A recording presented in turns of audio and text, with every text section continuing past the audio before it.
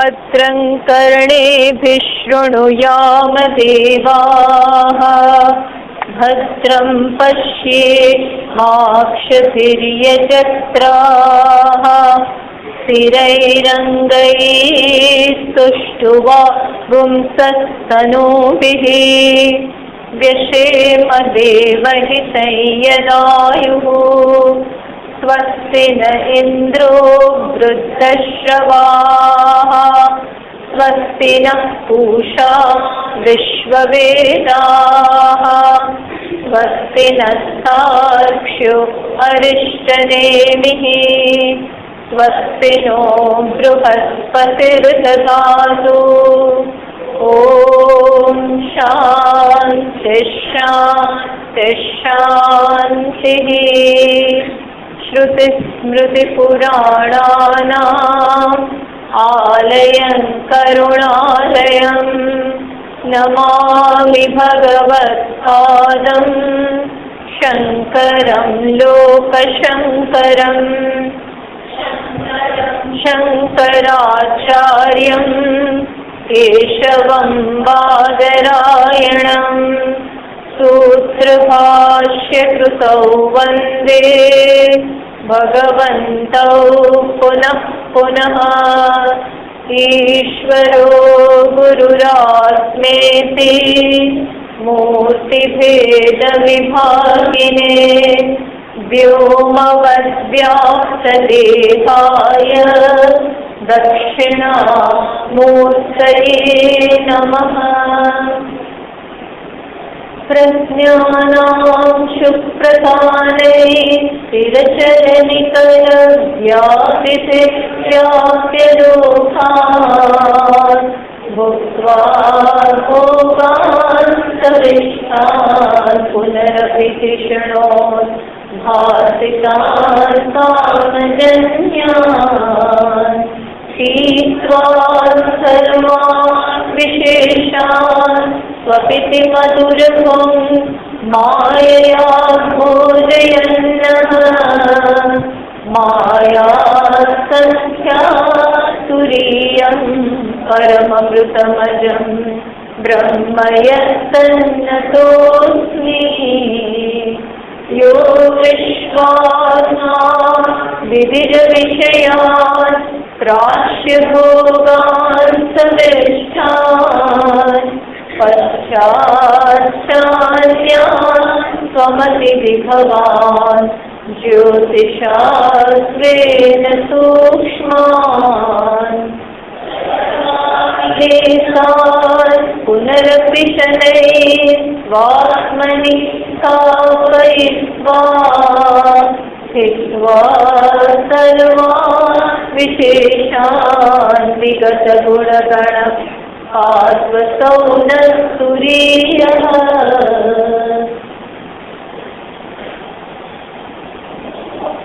तेरवा श्लोक से जीवात्मनोरनन्यत्वम् अभेदेन प्रशस्यते नानात्वं निन्द्यते यच्च तदेवं हि समञ्जसम्। जीवात्मनो पृथक्त्वं यत्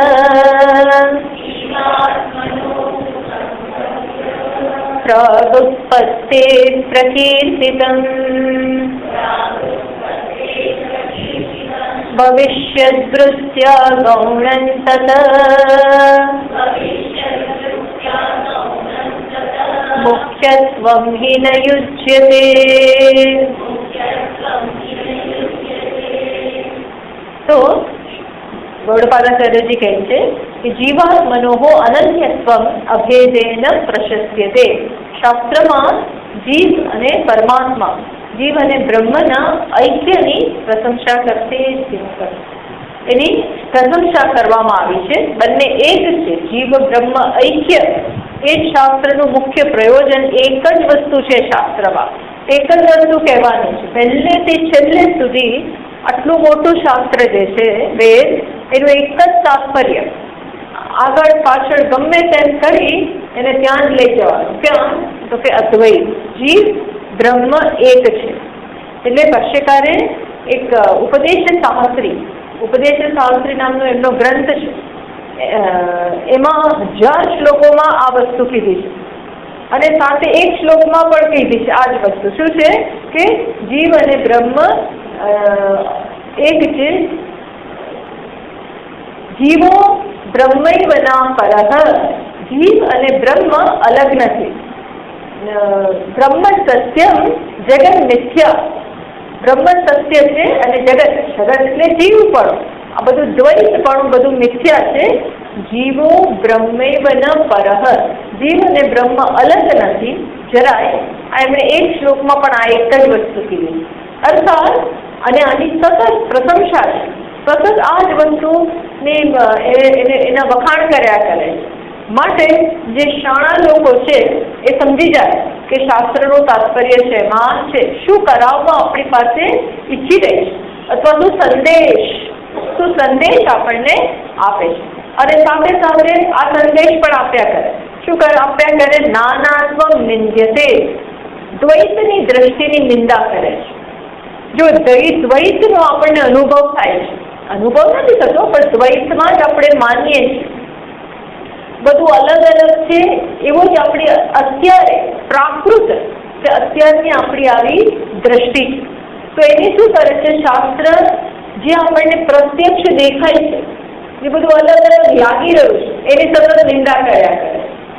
જે નથી દેખાતું, જે આપણી સમજની બહારની વસ્તુ છે અત્યારે, એની સતત પ્રશંસા કરે છે અને જે આપણે માનીએ છીએ એની સતત નિંદા કરે છે. તદેવ હિ સમંજસ, પણ શું કહે છે? એ ન્યાય સંગત છે, એ યુક્તિયુક્ત ન્યાય, અર્થાત એ બરોબર છે. કારણ કે એ સત્ય છે. પણ પૂર્વ પક્ષ હજી રજૂ આપણી સમક્ષ કરે છે, એક પ્રશ્ન ઉભો કરે છે કે શ્રુતિ પોતે જો આ જ સત્ય હોય, અદ્વૈતની દ્રષ્ટિ જીવનમાં અપનાવવા યોગ્ય હોય, એ પરમ સત્ય હોય, તો પછી તમારું શાસ્ત્ર વેદ શું કરવાને દ્વૈતની વાત કરે છે. એ શાસ્ત્રમાં જ દ્વૈતની વાત દેખાય છે. એ શાસ્ત્ર જ સૃષ્ટિની વાત કરે. આ બધું એ શાસ્ત્ર જ કરે છે. તમે ઉપનિષદ કે જ્ઞાન કાંડને ટાંકી અને બતાવો છો કે અદ્વૈત સાચું છે, પણ કર્મકાંડ જોઈએ, ઉપાસના કાંડ જોઈએ તો ત્યાં ભેદ સત્ય હોય એવું દેખાય છે. તો તમારા શાસ્ત્રમાં જ બે વિરુદ્ધ પ્રકારના વાતો છે. શાસ્ત્રમાં જ બે કોન્ટ્રાડિક્ટરી, બે અલગ અલગ પ્રકારના વાક્યો દેખાય છે. તો તમે એવો કેમ આગ્રહ રાખો છો કે અદ્વૈત જ સાચું? બે પ્રકારના વાક્યો છે. તો આપણને પૂછે છે કે ન ભેદવાદના ઉત્પ્રેક્ષા માત્ર મૂલત્વ શ્રુતિ મૂલત્વ ઇતિ આશંક્ય. પૂર્વપક્ષ આવું આશંકા કરે કે ભેદની જે વાત છે એ અમારી માત્ર કલ્પના નથી, એમ કે એ અમારી કલ્પના નથી, શાસ્ત્ર મૂળ છે, શાસ્ત્રમાં એનું મૂળ રહેલું છે. પૂર્વપક્ષ એટલે વિરુદ્ધ પક્ષ એ કઈ પ્રકારની દલીલ રજૂ કરે છે કે ના, અમે જે દ્વૈતની વાત કરીએ છીએ, આપણે જે જોઈએ છીએ, આપણે જે અનુભવીએ છીએ, એ શ્રુતિ પણ કહે છે. શ્રુતિ મૂલત્વ, શ્રુતિમાં જ એનું મૂળ રહેલું છે. એટલે ગૌડપાદાચાર્યજી આવી જે શંકા આપણા મનમાં ઊભી થાય એના ઉત્તર રૂપે 14મો શ્લોક કયો. શું? જીવાત્મનોઃ પૃથક્ત્વં યત, જીવાત્મનોઃ પૃથક્ત્વં, જીવ અને આત્મા, આત્મા એટલે પરમાત્મા, બ્રહ્મ, આ બંનેમાં જે પૃથક્ત્વ, બંને જે અલગ હોય એવું જે તમને લાગે છે, કયા વાક્યોમાં લાગે છે ભાઈ? તમને લાગે છે ને કે શાસ્ત્ર પોતે ભેદની વાત કરે છે, જીવ અલગ હોય, બ્રહ્મ અલગ હોય. જીવને જે ઈચ્છા છે, અનેક પ્રકારની બધી ઈચ્છાઓ હોય, તો શાસ્ત્ર પોતે જ આપણને રસ્તો બતાવે, આમ કરો તો તમારી ઈચ્છા પૂરી થશે. પેલી પૂજા કરો તો પેલી ઈચ્છા પૂરી થશે, પેલો યજ્ઞ કરાવો આ ઈચ્છા પૂરી થશે. આવું અમે જાતે નથી કહેતા, આવું ક્યાંથી આવ્યું છે? શાસ્ત્રમાંથી. અને શાસ્ત્ર પોતે સર્જનની વાત કરે કે પહેલા બ્રહ્મ એકલા હતા, પછી એમાંથી બધું આવ્યું, જીવ આવ્યા, 1, 2, 3 સ્થાવર જંગમ મહાભૂત આ બધું આવ્યું. તો આ ક્યાં છે? વાતો શાસ્ત્રમાં જ છે. જો એક જ હોય તો કોણ કોનામાંથી આવે? બ્રહ્મ પોતાનું સર્જન કેવી રીતે કરી શકે? એટલે પૃથક્ત્વમ યત પ્રાગ ઉત્પત્તેઃ પ્રકીર્તિતમ. શાસ્ત્રોમાં જે સૃષ્ટિના વાક્યો છે એ કોની વાત કરે છે? જીવ અને પરમાત્માના ભેદની. આ બંને અલગ હોય એવી વાતો અમને, એવો અર્થ અમે તો જોઈએ છીએ અને એવો જ શાસ્ત્ર કહી રહ્યા છે. એટલે ભાષ્યકાર કહે છે કે આવું જે તમને લાગી રહ્યું, ગૌડપાદાચાર્યજી કહે આવું જે તમને પૃથક્ત્વનું લાગી રહ્યું છે એ શું છે? ખરેખર કઈ દ્રષ્ટિ છે? ભવિષ્ય વૃત્ત્યા. ભવિષ્ય વૃત્ત્યા એટલે ભવિષ્યમાં આ વસ્તુ નહીં રહે, અત્યારે તાત્કાલિક એવું કહેવામાં આવે. જો અમુક પ્રકારની આપણી માન્યતા જ્યારે બહુ દ્રઢ હોય તો તરત જ એને તોડવામાં આવે ને તો આપણે સ્વીકારી ના શકીએ, તો આપણે તૂટી જઈએ. એટલે તરત શોક ના અપાય, તરત જ વ્યક્તિ એમાંથી મુક્ત ના થઈ શકે, પણ ધીમે પહેલા સ્વીકારી લેવું પડે. પહેલા એ જે કહેતા હોય ને, આ સરસ રીત છે વ્યવહારમાં પણ. પહેલેથી એવું ના થાવ તું ખોટો જ છે, તારી વાત નાખી દીધા જેવી છે, પહેલેથી એવું નાખ્યું, ભલે ને એવી જ વાતો હોય. પણ ધીમે ધીમે, કારણ કે એવું તમે એને કહો એટલે એને પોતાને ડિસમિસલ લાગે, એને પોતાને એમ થાય કે મારી વાત ફેંકી દીધી. પોતાની વાત ફેંકે એની સાથે વ્યક્તિ પોતે ફેંકાઈ જાય એવું એને લાગે. એટલે એ ભલે તમારી સામે ચૂપ થઈ જાય, તમારી સત્તા સમક્ષ એ વ્યક્તિ ચૂપ થઈ જાય, પણ અંદરથી ચૂપ નથી થયા. એ અંદર તો પોતાનો વિરોધ, પોતાની માન્યતા જાળવી જ રાખે. એટલે આ બધું કઈ રીતે કરવું પડે? બહુ જ ઇન્ટેલિજન્સલી, બહુ બુદ્ધિપૂર્વક રીતે વ્યક્તિને જીવનમાં આગળ લાવવી પડે. ક્યાં ઉતરતી દ્રષ્ટિમાંથી ચડિયાતી દ્રષ્ટિમાં લાવવું કઈ સરળ નથી. નિકૃષ્ટ દ્રષ્ટિમાંથી અજ્ઞાનમાંથી જ્ઞાનમાં લાવવા એ કઈ સરળ નથી. અજ્ઞાનની દ્રષ્ટિ તો વ્યક્તિ લઈને જ આવી છે. મનુષ્ય માત્ર અજ્ઞાન તો લઈને જ આવ્યો છે. એટલે કે એમ જલ્દી ના જાય, એને વાર લાગે, કેરી તરત ના પાકે.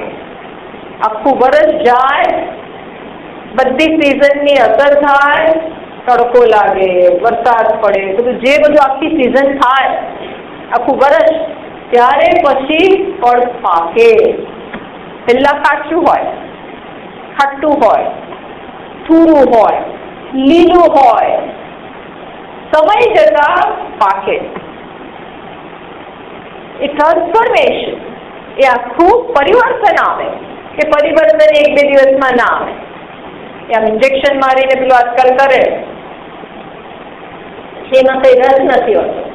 શાસ્ત્ર શું કહે છે કે આજે દ્વૈતની પહેલા વાત કરવામાં આવી એ કઈ દ્રષ્ટિથી છે? ભવિષ્યમાં એને ઊંચી દ્રષ્ટિમાં ચડાવવા માટે. હા બેટા, હા બેટા, હા બેટા, પણ એ ખરેખર નહીં. એ આપણી વાત હા બેટા ના કહીએ તો આપણી વાત સાંભળે જ નહીં. એટલે પહેલા એને શું કેવું કે હા તારી વાત સાચી છે હો, અને પછી ધીરે ધીરે એવું કહીએ ને એટલે આપણને સાંભળતો થાય.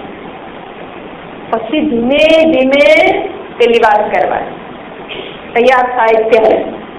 અને શું અહીંયા આના માટે તો આ જે પ્રોસેસ આખો છે એના માટે અહીંયા કયો શબ્દ વાપર્યો?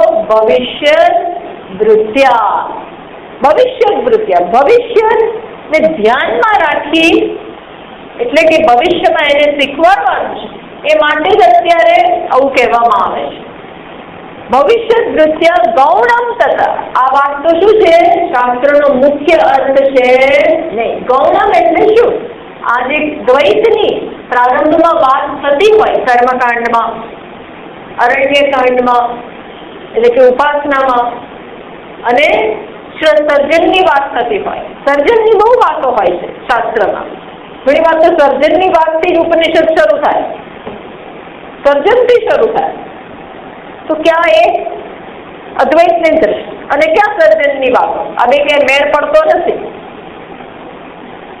એક સર્જન એટલે અનેકપણું અને દ્રષ્ટિ શાસ્ત્રની કેવી છે? પરમ સત્ય, એકમેવા દ્વિતીયમ, પૂર્ણ અદ્વૈત, એ સત્ય છે.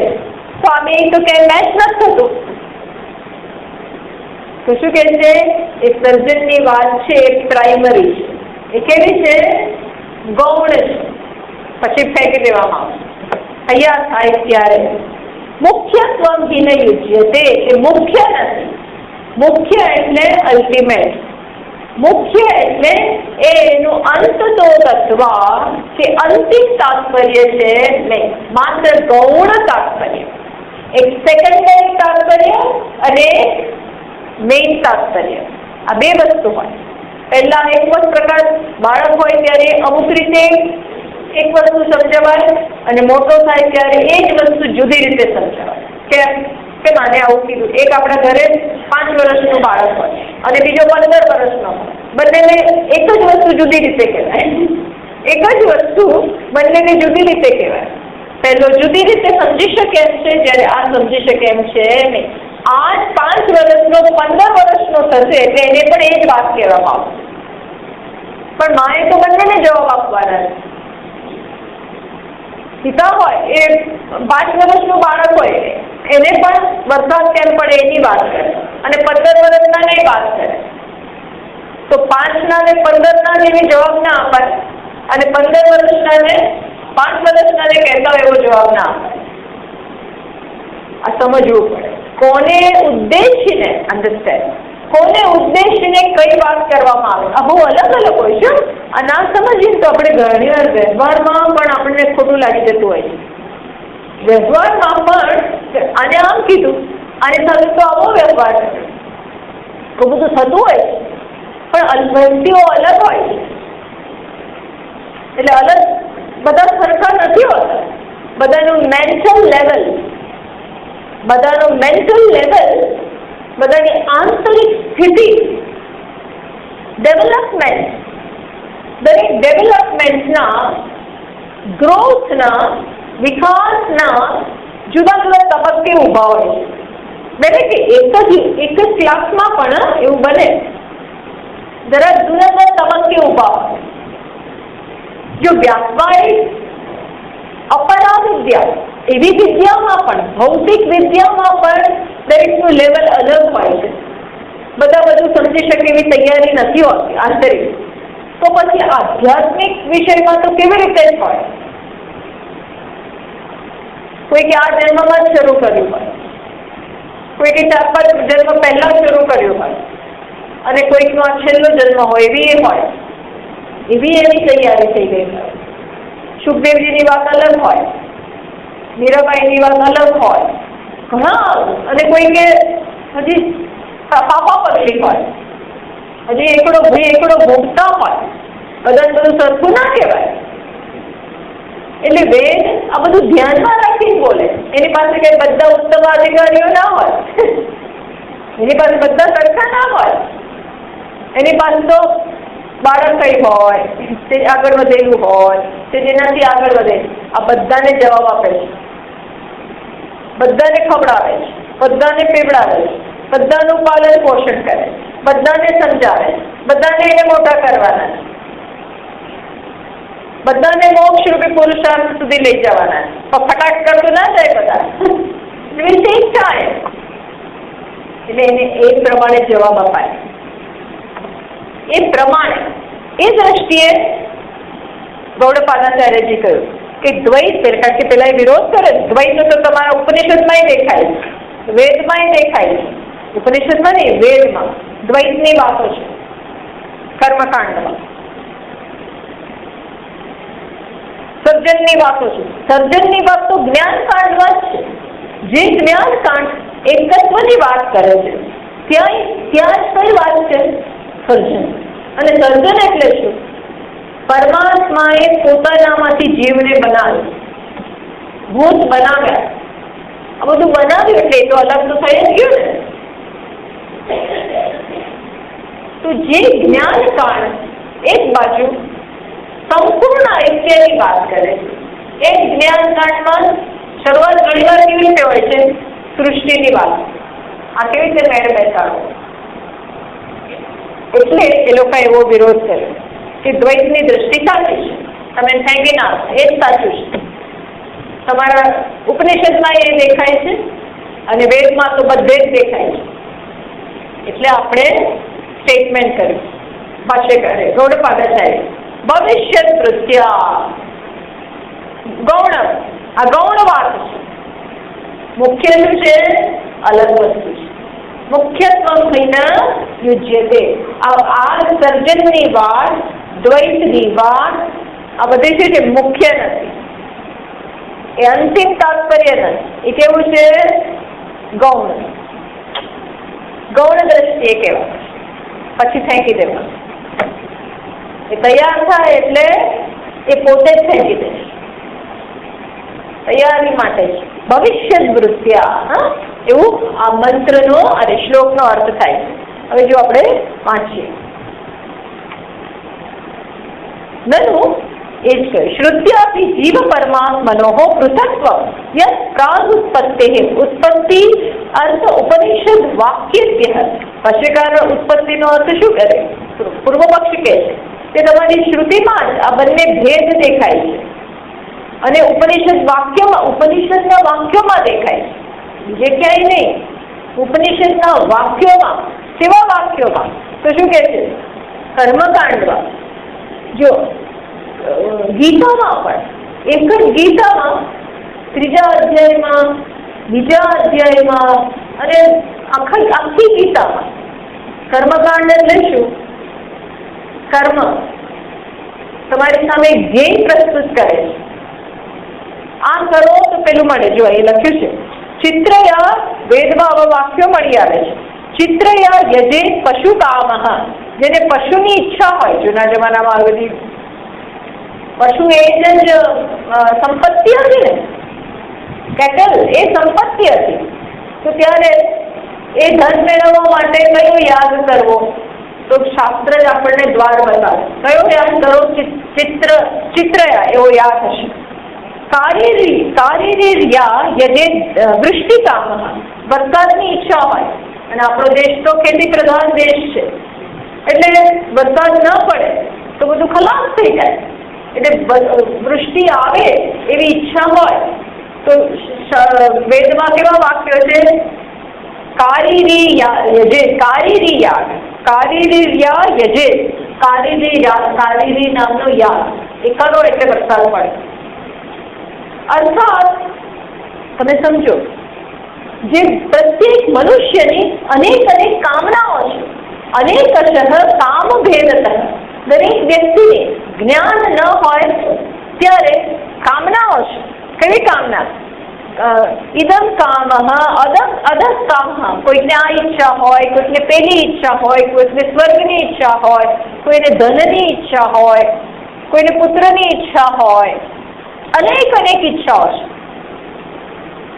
હવે એ ઈચ્છા બધા એની તૈયારી, બધામાં એક આંતરિક તૈયારી નથી, મેચ્યોરિટી નથી એ સમજવા માટે કે તું પૂર્ણ છો. બસ ઈચ્છા કરવાની જરૂર નથી, પૂર્ણ છો. એવું બધે શક્ય નથી. એટલે શાસ્ત્રો શું કહે છે?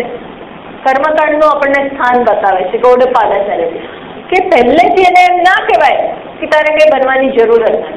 પેલા ડોક્ટર બનવું હોય, ધન કમાવવું હોય, લગ્ન કરવા હોય, ગાડી લેવી હોય, અમેરિકા જવું, આવી બધી ઈચ્છાઓ છે બાળકને, અને એને એટલો ઉત્સાહ છે, આગળ વધવા માંગે છે.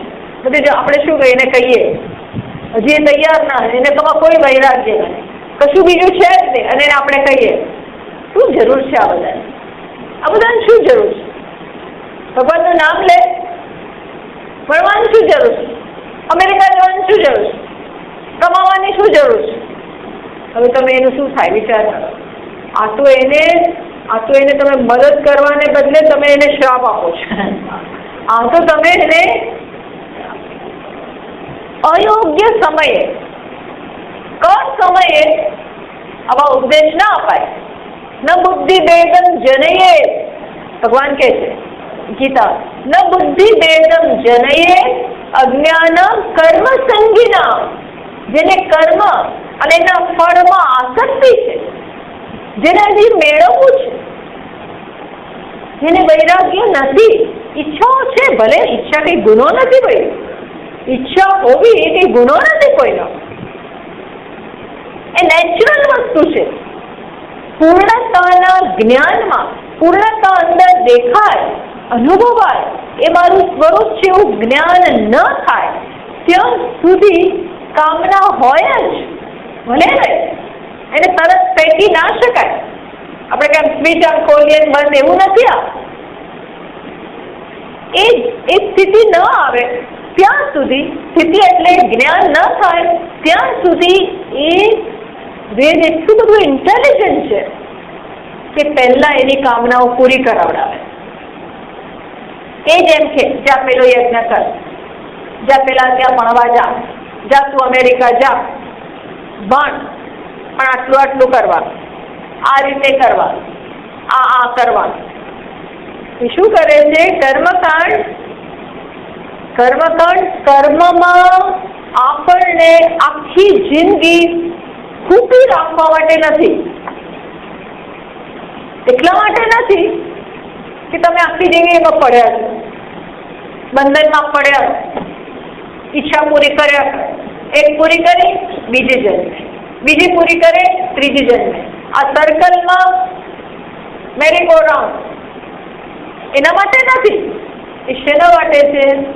જો વેદની સલાહ પ્રમાણે, કર્મકાંડની સલાહ પ્રમાણે આપણે એના વિધાન પ્રમાણે ઈચ્છા પૂરી કરવામાં આવે તો એ જ કર્મ ધીમે ધીમે ધીમે કર્મથી આપણને ઉપર ઉઠાવી દે.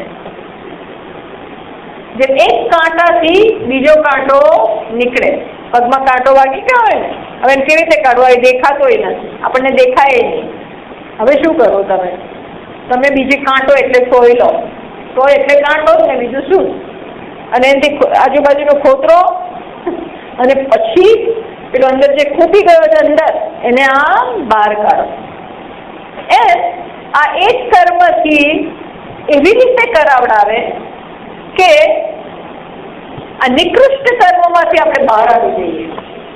એટલે ભગવાન શું કહે છે? કર્મ કે ફેંકી દેવાનું નથી. યજ્ઞાર્થાત કર્મણોન્યત્ર લોકોયમ કર્મ બંધન. કર્મકાંડમાં અનેક ઈચ્છાઓ છે, અરે અનેક કર્મનું વિધાન છે, પણ ભગવાન કહે છે કઈ રીતે કરવાનું? પ્રારંભમાં તું તારી ઈચ્છા પૂરી કર, પ્રારંભમાં તું મેળવ, પણ પછી ધીમે ધીમે ધીમે યજ્ઞની ભાવનાથી, સેવાની ભાવનાથી એ કર્મ કરીશ તો ધીમે ધીમે તું સ્વાર્થમાંથી આ બધામાંથી મુક્ત થઈશ. પેલા મેળવીને આનંદ આવતો હોય, પછી શેમાંથી આનંદ આવશે? આપીને આનંદ આવશે. પેલા માણસ અંદર સંકુચિત છે, હજી નાનું હૃદય છે, એને બધું પોતાના ઘરમાં મૂકી દેવું છે, પછી એનું હૃદય લાર્જ થાય. જો ધર્મ પ્રમાણે આ બધું કર્યું હોય ને તો શું થાય? ધીમે ધીમે વિશાળ બનતો જાય. આ મેચ્યોરિટી થઈ ગઈ. ધર્મ પ્રમાણે, વિધાન પ્રમાણે, મૂલ્ય પ્રમાણે ભગવાન માટે ટૂંકમાં આ રીતે કરીએ. કર્મકાંડ કર્મ કરાવે છે ત્યારે એનો હેતુ શું છે? આ રીતે કર, સ્વચ્છંદતાથી નહીં, મૂલ્યોનો ભોગ આપીને નહીં. અમે જે લાઈન ડ્રો કરીએ છીએ, અમે જે નિયમો પડાવડાવીએ છીએ, રૂલ્સ એન્ડ રેગ્યુલેશન, એ પ્રમાણે કરો તો એમાં એક મર્યાદા રહેલી હોય છે, એમાં એક સંયમ રહેલો હોય છે, એમાં ધર્મ છે. આ ધર્મ એવી વસ્તુ છે ને, ધર્મ એ માણસને મેચ્યોર કરે, એ વિકાસનો, જીવનમાં વિકાસનો, આપણી વૃદ્ધિનો, આંતરિક વૃદ્ધિનો એક જ ઉપાય છે. કયો? ધર્મ. પહેલું પગથિયું ધર્મ અને બીજું પગથિયું મોક્ષ. પહેલું પગથિયું પ્રવૃત્તિ, બીજું પગથિયું નિવૃત્તિ. પ્રવૃત્તિ એટલે આમ જાય અને નિવૃત્તિ એટલે આમ જાય એવું નથી. આ શું છે? પ્રવૃત્તિ તમને નિવૃત્તિ માટે તૈયાર કરે, એવી રીતની પ્રવૃત્તિ. જો આ સમજ ના હોય તો માણસ પ્રવૃત્તિ એવી રીતે કરે કે ભાગતો આમ જ જતો જાય, પેલી જ દિશામાં જાય, આ બાજુ એને ક્યારે દેખાય નહીં. તો એ બંધન થઈ ગયું, એ બંધન બની ગયું. પ્રવૃત્તિ કરતા કરતા નિવૃત્તિ માટે તૈયાર. નિવૃત્તિ એટલે આત્મા, બીજું કશું નહીં. ઈચ્છા એવી રીતે પૂરી કરો કે ઈચ્છામાંથી મુક્ત થાઓ. અન્ડરસ્ટેન્ડ? ઈચ્છા એવી રીતે પૂરી કરવાની એ શાસ્ત્ર બતાવે. આ બાજુ આ રીતે તમે મેળવો પણ સાથે આપતા જાઓ. એટલે આપણા શાસ્ત્રમાં પશુ માટે કાઢો, મહેમાનો માટે કાઢો, પક્ષી માટે કાઢો, સમાજ માટે કાઢો, પછી વધે તમે ખાઓ. એવું બધું હોય છે. કૂતરાનું કાઢો, કીડીનું કાઢો, આનું કાઢો, આનું કાઢો, અતિથિને આપ્યો અને પછી જમો. આ બધું લખેલું હતું ને. નો યજ્ઞ ને ઋષિ યજ્ઞ ને દેવ યજ્ઞ ને પિતૃ યજ્ઞ બધાને આપી દો. જે હોય એવું આમ હોઈયા કરી દો, હોઈયા. એવું નહીં, આપો. એટલે સ્વામી દયાનંદજી મહારાજ ને સ્વામીજીના બધા લોકો આના ઉપર એટલો આજકાલ ભાર મૂકે છે. Be a contributor, not a consumer. Consumer એટલે હું જ લીધા, મારું પેટ ભર્યા જ કરું, તો અપચો થશે ભાઈ. એની એક લિમિટ છે. હવે આપો આપો આપો, અમુક ઉંમર સુધી કન્ઝ્યુમ, પછી કોન્ટ્રીબ્યુશન. આ શું કરે છે? આ કર્મકાંડનું તાત્પર્ય છે. કર્મકાંડનું તાત્પર્ય અને એક પછી એક ઈચ્છા પૂરી કરવામાં નથી, પણ એવી રીતે પૂરી કર ધર્મના માર્ગે, તો શું થશે? એક દિવસ એવો આવશે કે મુક્ત થઈ જશે. હવે માન નથી જોયું. તો પહેલાથી શું કરવાને? આપવું. કે તમારે મને આમાંથી મુક્ત જ કરવો છો બાળક, એમ કે ને આ લોકો એવું કે. જો ખરેખર કર્મકાંડનું તાત્પર્ય કર્મમાંથી મુક્ત કરવાનું હોય, કામનાઓમાંથી મુક્ત કરવાનું હતું, તો પહેલેથી શું કરવાનું? અમને કહ્યું આ યાદ કરવાનું, આ યાદ કરવાનું, આ યાદ કર. શું કરવાનું? કહેવાની જરૂર શું હતી? એમ પ્રશ્ન કરે. માટે તમે કહો છો એવું તાત્પર્ય નહીં. કેવું તાત્પર્ય? અનેક ધ્યેય છે અને અનેક ઈચ્છાઓ છે, પૂરી કરો બસ. એટલે કે દ્વૈતનું તાત્પર્ય. એમ પૂર્વ પક્ષ કહે છે. એટલે આપણે શું કહીએ છીએ કે ના, એવું નથી. પેલા લોકો શું કહે? જો આપણે કહીએ કે ખીચડી થઈ જાય ને પછી ગેસ બંધ કરી દે. વધારે પડતું હોય તો ફાટી જાય, વધારે ઢીલી થઈ જાય. એટલે આપણે કે 15 મિનિટ પછી ઘણી વાર વિસલ ન વાગે, અથવા વિસલ વાગશે તો 2 વિસલ થઈ જાય ને પછી ગેસ બંધ કરી દે. એટલે પેલો શું કે પેલી પૂછે પછી જ બંધ કરવાનું તો પહેલેથી જ બંધ કરવાનું, પછી જ બંધ કરવાનું છે. અને મને યાદ ના રહે કદાચ, જો હું ભૂલી જાઉં, મારે 1000 કામ હોય, મારે ટેલિફોન આવે, મારે મોબાઈલ હોય, મારી ફ્રેન્ડ હોય, તો હું શું કરું? પહેલેથી જ બંધ કરું. વહેલું બંધ કરે, આવું બધું કરે. વહેલું બંધ કરે. જો કરવાનું જ છે તો પછી કરવાનું કરું. તો કે ના, એવું નહીં, વહેલું બંધ ના થાય, મોડું બંધ ના થાય. એ જ્યારે કરવાનું હોય ત્યારે કરવું પડે. એ અમુક હદ સુધી ગેસ ચાલુ રાખવો પડે. વિસલો અમુક મારીએ, ચડી જાય, ચડાવવા માટે મારવી પડે. ખીચડીને ચડાવવા માટે વિસલો મારવી પડે, ગેસ ચાલુ રાખવો. ચડી જાય પછી બંધ, પછી નહીં તો બળી જાય. આ વિવેક. એ લોકો છે જો હું સારો જ હોત, ડોક્ટરો આપણને દવા આપે. એટલે પેલા પૂછે, ડોક્ટરો દવા આપે છે એનો અર્થ એવો થયો કે એમણે સ્વીકાર્યું કે હું માંદો છું. તમને વાયરલ ફીવર છે, ફલાણું છે, ઢીકડું છે, આટલા વખત આ કરો. એન્ટીબાયોટિક્સનો કોર્સ કેટલા દિવસનો? 10 દિવસનો, સવાર અને સાંજે. આવું એમણે આટલું મોટું પ્રિસ્ક્રિપ્શન લખી આપ્યું, કેટલી દવાઓ લખી આપી. જો હું માંદો હોત નહીં તો મને શું કરવાનું લખી આપ્યું. એણે મને દવા આપી, એનો અર્થ એવો થયો કે એણે મારા રોગને એક્સેપ્ટ કર્યો છે, રોગ સ્વીકાર્યો છે. એમને સ્વીકાર્યું કે આ માંદો. તો પછી શું કરવાને બંધ કરાવે? એમ અલોકા કહે છે કે ઈચ્છા માણસ પહેલેથી જ પૂર્ણ હોત તો શાસ્ત્ર શું કરવાને આપણે કર્મકાંડની વાત કરે છે? આ ઈચ્છાઓ પૂરી કરે કેમ કે અર્થાત એ પૂર્ણ છે નહીં. અરે ભાઈ, તું અત્યારે માંદો છે એટલે દવા આપી. જેવી થોડી દવાને લીધે ઓસડો પીવડાવશે, પછી જજ્જતનું કરાવડે, ઉકાળા અને બધું કેટલું કરાવે. એટલે પેલી વાસ્તવિક કે નેચરલ જે શરીરની સ્વસ્થતા છે આવી જશે. હતી એ રૂંધાઈ ગઈ હતી. એટલે પછી હંમેશા એ ઉકાળા પીવાની જરૂર નથી, પછી મૂકી દેવાની. એમ અહીં પણ અનેકશઃ કામ ભેદતઃ ઇદમ કામ અધમ કામ ઇતિ. એટલે પૂર્વ પક્ષ કહે છે કર્મકાંડમાં તો આટલી કામનાઓ છે એટલે ભેદ તો સાચો છે. તદુપરાંત બીજા કેવા વાક્યો છે? ભેદ દ્રષ્ટિ વાળા કયા વાક્યો છે? તો કે છે સત આધાર પૃથ્વીમ દ્યામ ઇત્યાદિ મંત્ર વર્ણૈ. અર્થ શું થાય છે? એ પરમેશ્વરે પૃથ્વી અને સ્વર્ગને ધારણ કર્યું. સત આધાર ભાષ્યમાં છે, જો સત આધાર પૃથ્વીમ દ્યામ, અર્થાત પૂર્વ પક્ષ એવું કે છે કે શાસ્ત્રમાં આવા વાક્યો છે કે પરમેશ્વર, એમણે આવું શોધી આવે. શાસ્ત્રમાં અનેક પ્રકારના વાક્યો છે, એમાંથી આ વાક્યો લઈ આવ્યા. શું બતાવવા માટે?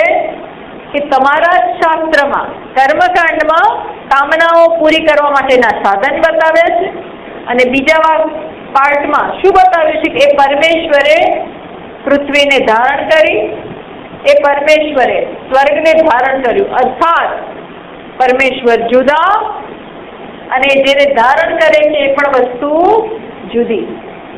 પરમેશ્વર જીવનું પાલન કરે છે. ભગવાન કહે છે અહમ સર્વસ્ય પ્રભવ, હું જગતનો માતા પિતા છું, જગતના માતા પિતા બધું હું છું. અર્થાત પરમેશ્વર જુદા અને જગત અને સમગ્ર જગત એનું સંતાન.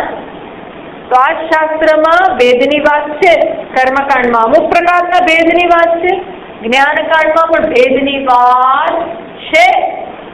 તો તમે એ જ શાસ્ત્ર એક બાજુ ભેદની વાત કરે છે અને અમુક વાક્યો એવા છે જેમાં અભેદની વાત છે. તો સાચું શું? સાચું શું? પ્રશ્ન છે. એક જ બુકમાં, એક ચેપ્ટરમાં શેની વાત હોય? ભેદની. બીજા ચેપ્ટરમાં અભેદની. સાચું શું? એ પૂર્વ પક્ષ કહે છે. અમે કહીએ છીએ કે દ્વૈત વાળા વાક્યો સાચા. તમે શું કરવાને આગ્રહ રાખો છો કે આ અદ્વૈતના વાક્યો સાચા? એ પ્રશ્ન વાત તો સાચી છે. એટલે આપણે શું બતાવવું પડે કે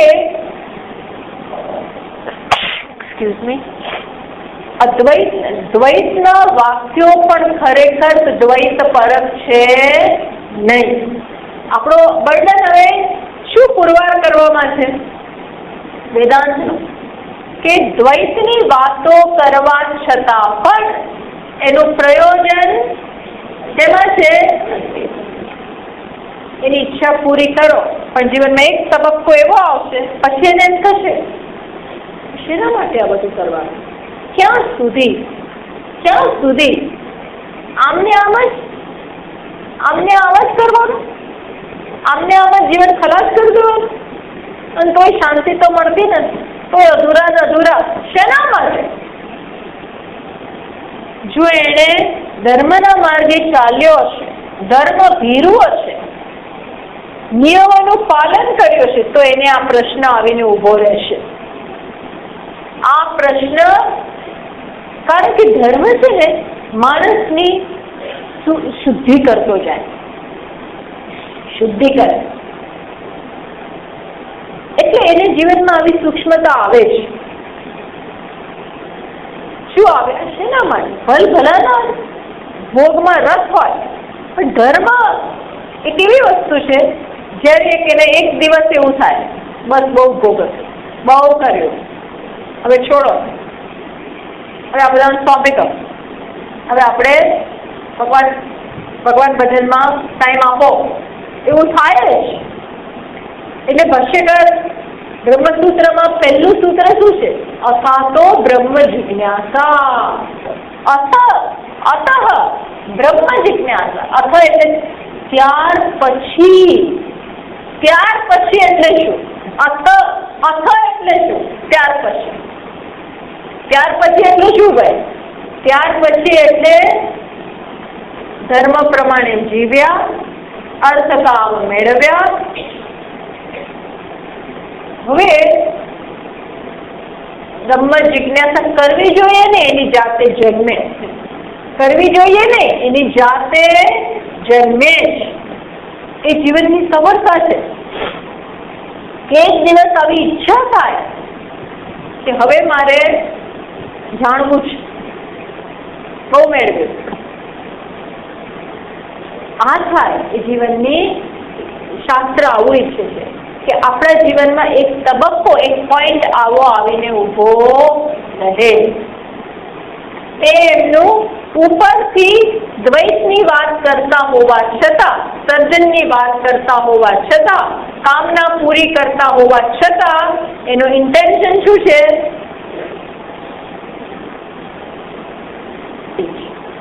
એટલે આપણે એમને પૂર્વ પક્ષને આ જવાબ આપે, તત્ર કથમ કર્મ જ્ઞાન કાંડ વાક્ય વિરોધે જ્ઞાન કાંડ વાક્યાર્થસ્ય એવ એકત્વસ્ય સામંજસ્ય અવતાર્યતે. એટલે કે જે પૂર્વ પક્ષનો મેં સમજાવ્યું એ જ પ્રશ્ન છે કે જ્ઞાનકાંડ અને કર્મકાંડ, જ્ઞાનકાંડમાં અદ્વૈતની વાત અને કર્મકાંડમાં દ્વૈતની વાત, આ એક જ વેદ ના બે જુદા જુદા કાંડમાં બે વિરોધ. તો બે વિરોધ છે તો તમે કેમ જ્ઞાનકાંડને મહત્વ આપો છો અને એ જ સાચું છે એવું કેમ માનો છો? એટલે આપણે કહીએ છીએ હા તમારી વાત સાચી. તદુપરાંત એને બીજો સૂક્ષ્મ પોઈન્ટ કરો, યતો વા ઇમાની ભૂતાની જાયંતે. હવે શું લઈ આવે છે કહું? જ્ઞાનકાંડમાં પણ ક્યાં ક્યાં સર્જનની વાતો છે, સૃષ્ટિની વાત છે એ લઈ આવે છે. તૈત્તરીય ઉપનિષદ શું કહે છે? યતો વા ઇમાની ભૂતાની જાયંતે. યત એટલે ભગવાનમાંથી, બ્રહ્મમાંથી શું જન્મ્યું? ઇમાની ભૂતાની. ઇમાની ભૂતાની એટલે આ સમગ્ર જગત આવ્યું, રહે છે અને જાય છે. ટૂંકમાં ભગવાનમાંથી આ બધું જન્મ્યું, બ્રહ્મમાંથી આવ્યું, આવી વાતો છે તૈત્તરીયમાં. બીજે ક્યાં છે? યથા અગ્ને હે. આ શાસ્ત્રમાં આવા વાક્યો છે એટલે એ પણ આવું બધું લઈ આવે છે શોધીને. યથા અગ્ને હે ક્ષુદ્રઃ વિસ્ફુલિંગાઃ. જેમ અગ્નિમાંથી અનેક બધાઓ તડકાઓ જરે, એમ પરમાત્મામાંથી આ વિશાળ જગત જેમાં અનેક ભૂત છે, સ્થાવર છે, જંગમ છે, એ બધું જન્મ્યું. હવે કઈ રીતે કહો છો બધું એક છે? આપણને ટાઈટ પોઝિશનમાં લઈ આવે છે, આપણને ટાઈટ કરે, સ્ક્રૂ ટાઈટ કરે એમ આપણને ટાઈટ કરે કે તમે કહો છો કે વેદમાં અદ્વૈતની દ્રષ્ટિ છે, એ ક્યાં છે? એ જ વેદ અને એ જ્ઞાનકાંડ, વેદ નહીં પણ જ્ઞાનકાંડ જે તમે બહુ સ્ટ્રોંગલી કહો છો કે જ્ઞાનકાંડમાં શું છે? શું છે ભાઈ? અદ્વૈતની વાત. ત્યાં શું વાત આવે છે કે આ જન્મ્યું, આ જન્મ્યું, આ જન્મ્યું, સૃષ્ટિની વાતો છે. એટલે આ સૃષ્ટિની તમને રહસ્ય કહી દો, આ સૃષ્ટિની વાત માત્ર ઉપર છેલ્લી જ છે, એ સાચી નથી, એ આપણને કહી રહ્યા છે. તો પેલા લોકો તો એને પકડી જ રાખે છે.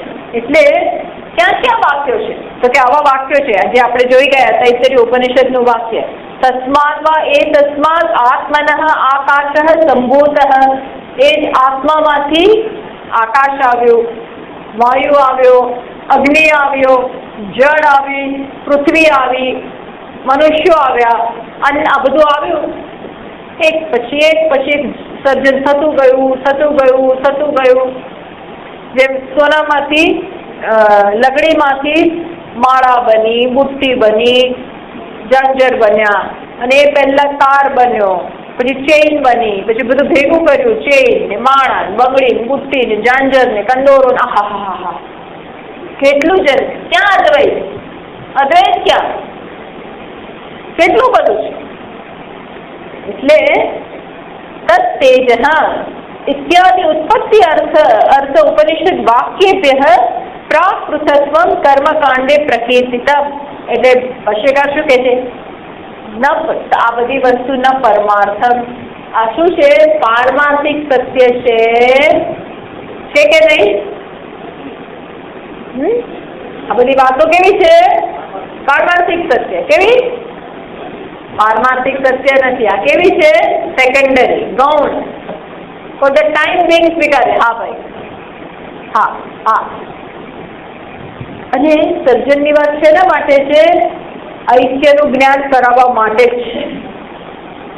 જે બધું અલગ અલગ જેને દેખાય છે એને બતાવવામાં આવે કે જો આ એક જ પરમાત્મામાંથી આ આવ્યું. એટલે આ બધું શું છે? પરમાત્મા જ છે. જે અનેક ગણા છે, અનેક ઘટાકાશ, પણ ખરેખર કેટલા? એક જ મહાકાશ. એમ આ અનેક જે દેખાય છે એકમાંથી જ. એટલે સૃષ્ટિ વાક્યનું તાત્પર્ય પણ અદ્વૈત બતાવવામાં જ છે. જ્યારે એવું દેખાય આ એક જ સુવર્ણના આ બધા અલંકારો છે, તો પછી આપણે નાનાની ચૂક હોય ને, ચૂક એ ગમે, એના પ્રત્યે દ્વેષ ના હોય. કારણ કે એ શું છે? એ સોનાની છે. એટલે ઝાંઝર એ સોનાનું છે, એટલે માળા એ સોનાની, નાની મીઠી હોય એ સોનાની. બધા જયારે સોનું જોઈએ તો ક્યાંય દ્વેષ ના હોય. ભલે ને આપણે એટલું વિંધાવ્યું ના હોય, આપણા કામની ના હોય, તો એ ગમે. કેમ? સોનું. અને સોનાના શું ભાવ? 20,000 કે કેટલા છે ખબર નથી, દરરોજ વધે જ. 20,000. અને અમુક બંગડી તો 4-5 તોલાની હોય. એટલે ઘણો તમારે ગમે બધું સોનું. એમ આ બધું એક પરમાત્મા. કીડી એક પરમાત્મા, અને મંકોડો એક પરમાત્મા, અને છાણ એ પરમાત્મા, અને ગોબર એ પરમાત્મા. આ છે ભાઈ. એક જરા જેટલું પરમાત્માથી અલગ નથી. એવું નહીં કે આ કીડી એટલે નાનો પરમાત્મા અને પેલો મોટો પરમાત્મા અને આ ઝીણો પરમાત્મા, એવું નહીં. કમ્પ્લીટ પરમાત્મા. આ વિશાળ જગત વિરાટ અંતર બહિષ્યત સર્વ વ્યાપ્ય નારાયણ સ્થિત. અંદર બહાર કોણ છે? નારાયણ. એ છે. એવું નહીં કે એનો આ એક ભાગ, એવું નહીં. સૂર્યમાં જે છે એ અહીં છે. એટલે આ શ્રુતિ, વિચાર કરો કઈ દ્રષ્ટિ આપે છે આપણને, કે તારી અલ્પતા ફેંકી દે, તારા બધી નાનકની ભાવના ફેંકી દે રે તું. એ સાચી નથી. તું ખોટું એને કારણે હેરાન થાય છે, તું ખોટું એ ગ્રંથિ પકડીને દુઃખી થાય છે, અને પછી કે મારે પેલું જોઈએ છે, મારે પેલા જેવું બનવું છે, મારે આના જેવું બનવું છે. પછી ખોટું તારે બધી ભાવનાઓ જાગે, ખોટી ઈચ્છાઓ જાગે. શેના માટે? પહેલા અલ્પતાને સ્વીકારે, એને પકડી રાખે, એને દૂધ પીવડાવે, ચા પીવડાવે, એનું ભરણ પોષણ કરે, અને પછી કે મારે હવે એને મુક્ત થવું છે. શ્રુતિ શું કહે છે? બધું તું જ છે. જો આ સમજ હોય તો કર્મકાંડની જરૂર નથી, ઉપાસનાની જરૂર નથી, આ કશાની જરૂર તારા માટે નથી, આ બધા આ ચેપ્ટરોની જરૂર જ નથી. એ શાસ્ત્ર શું કે છે? નિત્રય પુણ્યો ભવાર્જુન. ભગવાન શું કે છે? આ બધાથી પર થઈ જાય.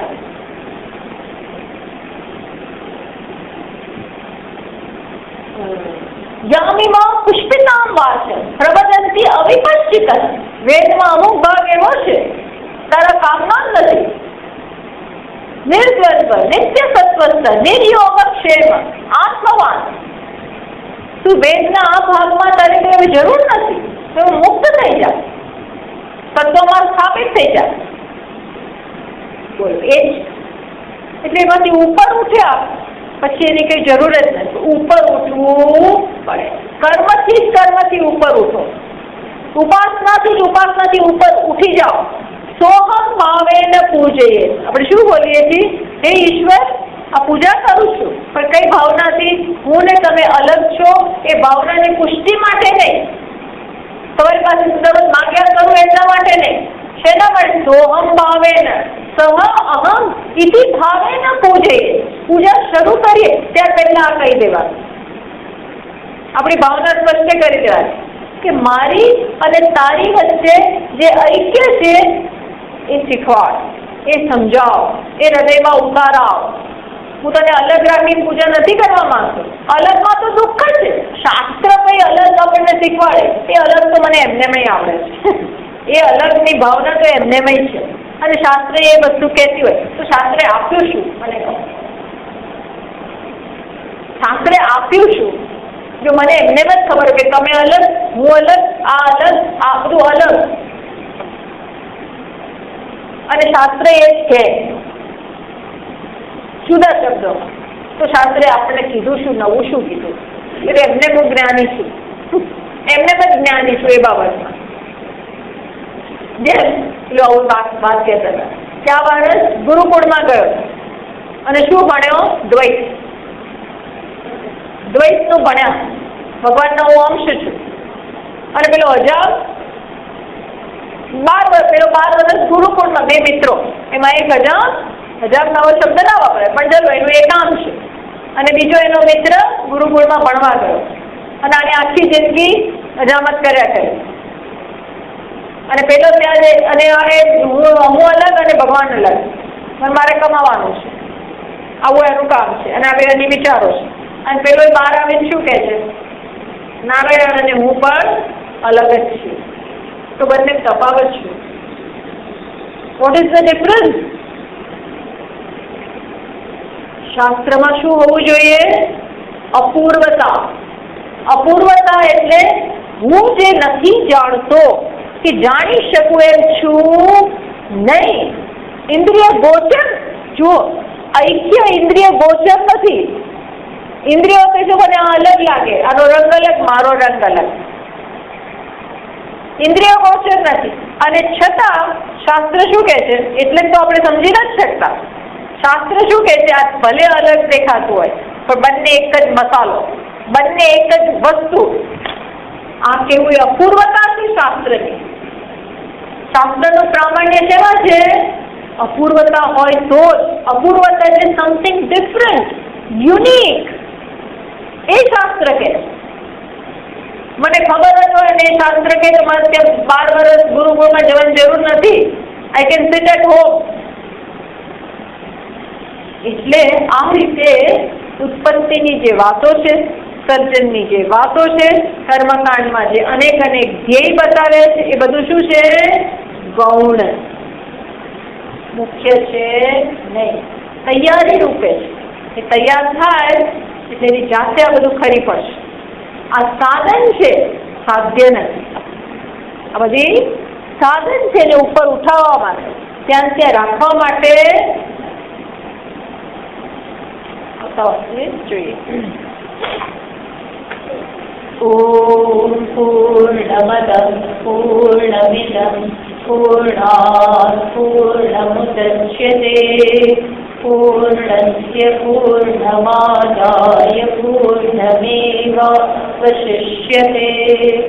ॐ शान्ति शान्ति शान्तिः। शङ्करं शङ्कराचार्यं केशवं बादरायणं सूत्रभाष्यकृतौ वन्दे भगवन्तौ पुनः पुनः। ईश्वरो गुरुरात्मेति रविभागिने व्योमवद्व्यासदेहाय दक्षिणामूर्तये नमः। ॐ शान्ति शान्ति शान्तिः। हरिः ॐ श्रीगुरुभ्यो नमः। हरिः ॐ।